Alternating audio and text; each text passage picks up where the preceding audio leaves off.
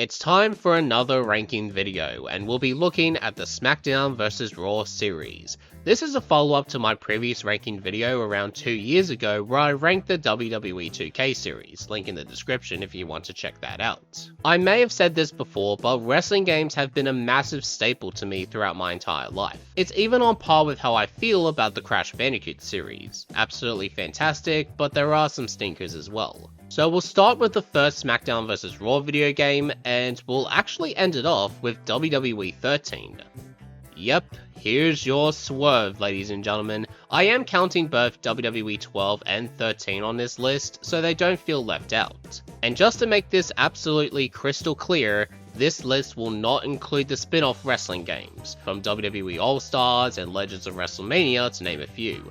This list will only feature wrestling games from the mainline series. So, you know the drill. Great, good, average, mediocre, the shit stuff, never played. So, let's begin with Smackdown vs Raw. This game was dubbed as a new era for wrestling games, and the introduction alone demonstrates that. The roster was a bit lackluster in my opinion. The roster at the time wasn't that star-studded, and unfortunately, it was the time that Goldberg and Brock Lesnar left the company. The gameplay was still pretty damn good, and I enjoyed season mode here, but I thought it could be better. Like the voice acting for example, it just sounds so bland and it sounds like they're not putting much effort. The game introduces pay-per-view mode, in which you have to create your own match card with whatever pay-per-view you see fit. I remembered enjoying it back then, as my younger brother and I played this mode frequently. And not to mention the OST.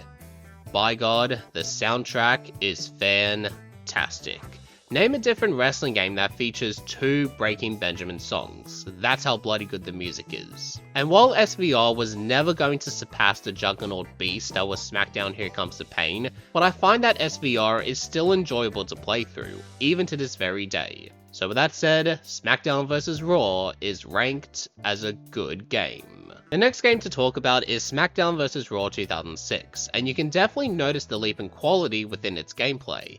Yeah, the game does look a little simulated, but what makes up for it is the updated wrestling moves and the commentary having more focus this time around. Season mode is a lot more fun to witness, and it features probably one of my favorite stories to tell in a wrestling game, being who ran over Teddy Long in a parking lot and who did it. SVR 06 also offers General Manager mode, where you play as a manager and you book your very own show to compete against the other brand to get the best ratings possible.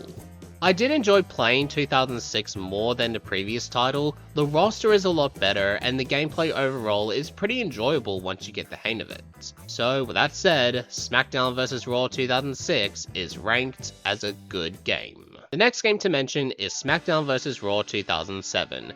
Now, while Here Comes the Pain was my first exposure with wrestling games, but this game in particular is my first time playing a wrestling game when I first started becoming a fan of wrestling and started to learn how wrestling works. The trailer got me hyped up and I was keen to play the game for myself, and I freaking loved it. Season mode and General Manager mode were great as always. It featured the best roster I ever laid my eyes on, with John Cena in his prime, DX returning with their entrance, and of course, Rey Mysterio with his iconic red attire. The gameplay is a lot better than 2006, the graphics look really nice, and at the time, I always believed that this was indeed the best wrestling game on the market. I kinda wish I had it on the Xbox 360 because that is probably the definitive way to experience this game, but I'm not complaining about it too much. And with that said, Smackdown vs Raw 2007 is ranked as a great game. Next up is Smackdown vs Raw 2008. By the look of Steve Austin's face, he is probably not going to like what I'm going to say. I didn't mind this game growing up, but now playing it, I don't like SVR 2008 at all.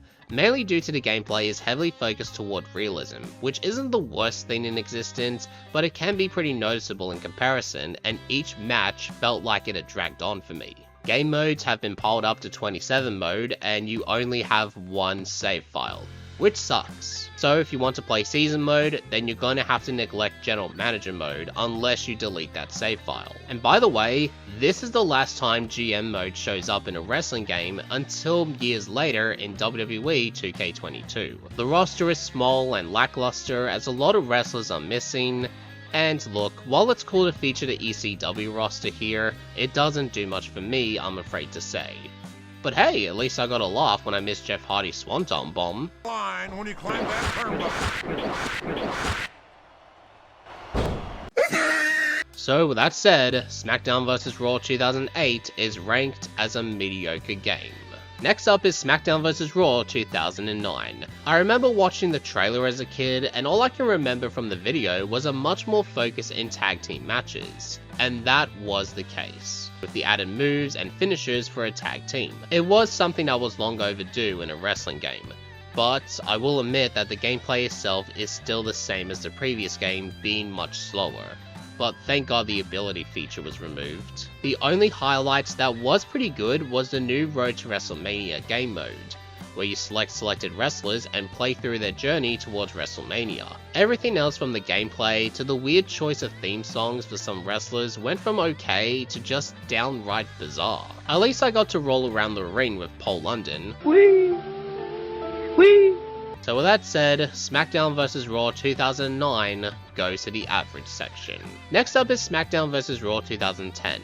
Now this, I like to believe this was the time when the developers looked at the game and said, yeah nah, it's time to make a few changes. And a few of those changes were definitely for the better. The gameplay is more fast paced compared to the previous two games, you can customize a wrestler's color and their clothes, there's unique entrances for a Royal Rumble match, the list goes on and on. It's like they were hearing the negative feedback and they went ahead and tried to fix what they could. Road to WrestleMania was good, and even Story Designer was a cool addition as well.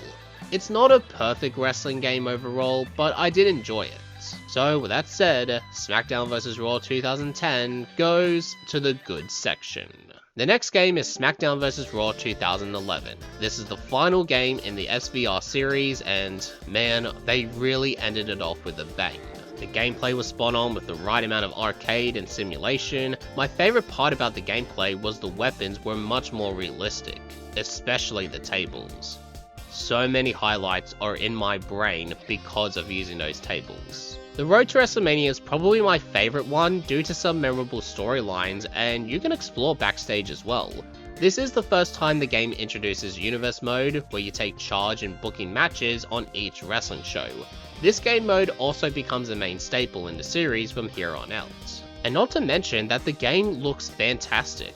I would even go as far to say that Smackdown vs Raw 2011 rivals against the newer wrestling games when it comes to the graphical look. As a teenager, I played this game so many times again and again, and not once did I put my controller down. Even to this day, this game still holds up well, and with that said, Smackdown vs Raw 2011 goes to the great section. Now unfortunately, this is where the SVR series comes to an end, but before we end this video off, and just for the sake of convenience, let's bring in WWE 12. The wrestling series would have a major overhaul with the gameplay side of things, all thanks to the Predator technology that was hyped surrounding this game. The matches are realistic to the real life wrestling match, as well as the camera has been moved as well. Universe mode is a lot better with more customization, rivalry stories get developed over time, and a draft mode being in place after WrestleMania.